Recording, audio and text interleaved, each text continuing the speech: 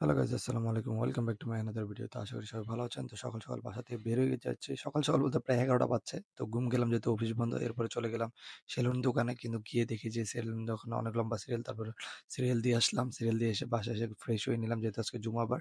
তো বাসাতে ফ্রেশ হয়ে পাঞ্জাবি পরে নামাজ পড়ার উদ্দেশ্যে বের হয়ে গেলাম। তো নামাজ পড়ার পরেই আমার সিরিয়ালটা আসছিল। আমাকে ফোন দিছিল সেলুন থেকে যে আপনি আসেন, আপনার মানে আপনার জন্য সিরিয়াল খালি হইছে। তো গেলাম, গিয়ে বসে আছি। বসে মানে আমি যেহেতু আজকে চুল কাটবো না, জাস্ট দাড়িটা একটু ঠিক করব। কিন্তু আমি সেলুন দোকানে গিয়ে আমি হতাশ হলাম। কারণ আমি যাকে দিয়ে সবসময় কাজ করে উনি না করে আরেকজন করছে। যার কারণে আমার মানে আমি দাড়ি কেটে আমি স্যাটিসফাইড হইনি। আমার দেখেন দাড়িটা কাটছি যে আমার দেখে কেমন জানি লাগতেছে। মানে দাড়িটা আমি যেভাবে কাটতে বলতে তারা সেভাবে কাটে নাই। ওইজন্য আমাদের খুব মানে একটু অন্যরকম লাগতেছিল। তো এটা নিয়ে আমি একটু টেনশনে ছিলাম। একটু বারবার দেখতেছি ঘুরে বেঁচে কোনো দিক দিয়ে কোনো এরপরে চলে গেলাম স্টেডিয়ামের দিকে। স্টেডিয়াম দিকে যেয়ে দেখতেছি ২ দলের মধ্যে ক্রিকেট খেলা চলতেছে। কোন দল কি আশেপাশে জানি না।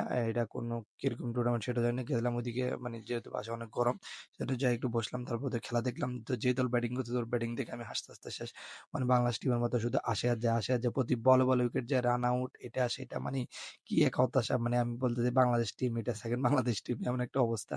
তো এরপরে সেখানে খেলা দেখতে, দেখতে প্রায় আসর নামাজের সময় গেল। এজন্য এখন বাইক স্টার্ট দিয়ে আসর নামাজ পড়তে চলে যাচ্ছি। এর মাঝখান দিয়ে কি করলাম না করলাম এগুলো আর আপনাদের মাঝে তুলে ধরলাম না, যেহেতু প্রতিদিন এগুলো তুলে ধরি। এরপর আমরা সন্ধ্যার পরে এই প্রেরিত করে আসর নামাজ পড়ে আমরা চলে গেলাম যেখানে আমরা সবসময় চা খাই, সেই জায়গায় গিয়ে আমরা বেশ কিছুক্ষণ ওখানে ছিলাম। তো আজকে আমাদের ভিডিওটা এখানে শেষ করে দিই। সবাই ভালো থাকবেন।